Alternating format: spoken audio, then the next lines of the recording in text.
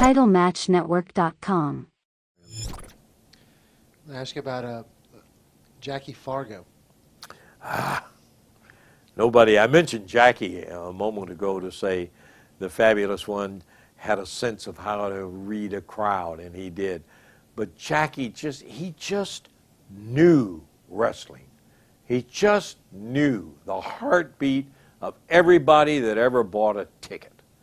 And he was a tough guy, a whole lot tougher than he looked like. I'm telling you that right here and now. And he proved that to some fans that didn't think he looked so tough. And Jackie was that way. He was a funny guy, still is, I guess. I haven't seen Jackie in some time, long time. I don't know, maybe. No, I did see him at a Legend show, I guess about 3 years ago, something like that. But Jackie Fargo was one of the most interesting wrestlers to watch that I have ever seen. He's just, if you ever saw a guy who was close to perfection all the time, that's the way Jackie Fargo was. I mean, he didn't leave anything out. He knew what he was going to do, and he knew what the other guy ought to be doing. Back then, everybody would compete at the territory. Oh, Can I stop you? Yeah. I just thought of one. Yeah, go ahead. The Fabulous Jackie Fargo. I don't know how many of you folks out there remember Jackie Fargo. He was a star with his brother Donnie up in Boston and all over the place. A lot of places, I know that. They drew big money. And he came to Memphis, and he found a home there. And he got in there, and I'll tell you, he, as much as anybody I know, knew how to read an audience like nobody I have ever known. He is something. He could walk in there and start, you know, it's kind of like the Hulk, who wrestled a lot in Memphis too, with his hand on the ear and all the great things that Hulk does.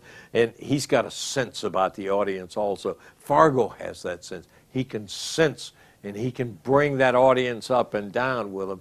And he and Jerry had the dadgumdest feud in a wild cage match. That story goes on and on and on. And it just, but to pick out one, yes, I would say that was it. When Jerry tangled with Jackie Fargo, the Fabulous Jackie Fargo, who started the Steve Kern, Stan Lane Fabulous Ones tag team, and in other things, he just was a very, very hip guy when it came to having ideas and all of that. And that was a great feud. Ooh, love to go through that all over again for the first time. You said you had a story to remind you of. Oh, Jackie Fargo.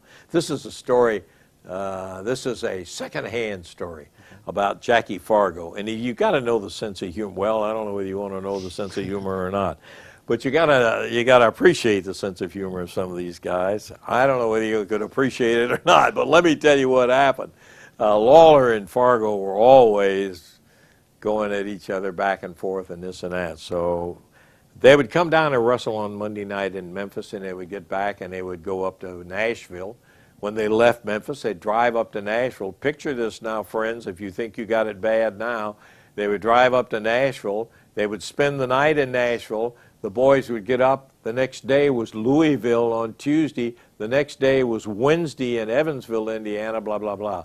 And it went that way. Well, so they were out and going, and Lawler and Sam and his cronies and all were buzzing up the highway, you know, and all of a sudden, here comes Jackie Fargo in that big old Cadillac that he had, and very distinctive, and he went roaring past Lawler on the highway, you know, we're blowing the horn, and here's Jackie, boom, off in the dust down there.